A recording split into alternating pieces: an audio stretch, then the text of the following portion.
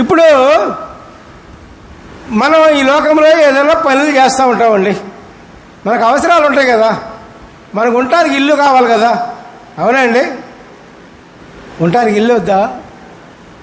ఏమండే, ఇల్లు కావాలి కదా. రోడ్డు మీద ఉంటావా? రోడ్డు మీద ఉంటే వెళ్ళు అంటారు. మరి మన పనులు ఏ కార్యంలో అయినా సరే, శుభకార్యములు మనకు జరగాలి అంటే జరగాలి. శుభకార్యాలు అన్నీ చేసుకుంటాం కదా. శుభకార్యాలు అంటే ఈ లోకంలో శుభకార్యాలు అనుకుంటున్నాం ఏంటయ్యి? ఇల్లు కట్టుకోవటం, ఇంకోటి వదిలే పెళ్లి చేసుకోవటం అనే పెళ్ళిళ్ళు ఈ లోకం వరకే. పెళ్ళిళ్ళు పరలోక రాజ్యంలో ఉండవు, ఎవరి కాళ్ళే.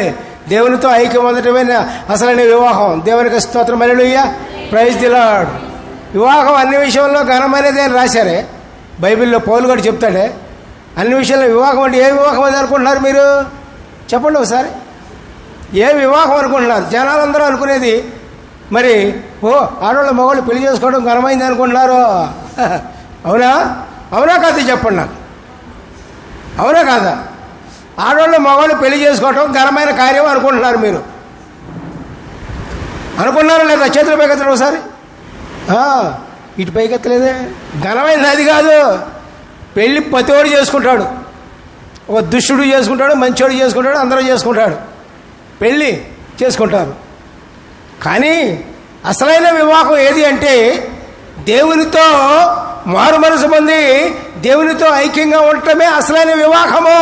హల్లెలూయా, ప్రైజ్ ది లార్డ్. ఈ వివాహం ఎల్లప్పుడూ ఉంటుంది. దేవునితో మనము మారు మనసు పొంది దేవుని దగ్గరకు చేరిన వివాహము భూలోకంలోనే ఉంటుంది, దేవుని రాజ్యంలో కూడా ఉంటుంది. పిల్లారా, దేవునికి స్తోత్రం. ఈ వివాహాన్ని ఎవడో విడదీయలేడు. కానీ స్త్రీ పురుషులు చేసుకునే వివాహాన్ని విడిపోవచ్చు, విడదీయవచ్చు, ఎవరి కాదు వెళ్ళిపోవచ్చు. ఇప్పుడు అటువంటి కుటుంబాలు ఎన్నో ఉన్నాయి. అర్థమైందా? దేవునికి స్తోత్రం. అర్థమవుతుందిగా? అసలైన వివాహం ఏంటి అర్థమవుతుందిగా? ఘనమైన వివాహం ఏంటి అర్థమవుతుందిగా? దేవునికి స్తోత్రం చేయండి.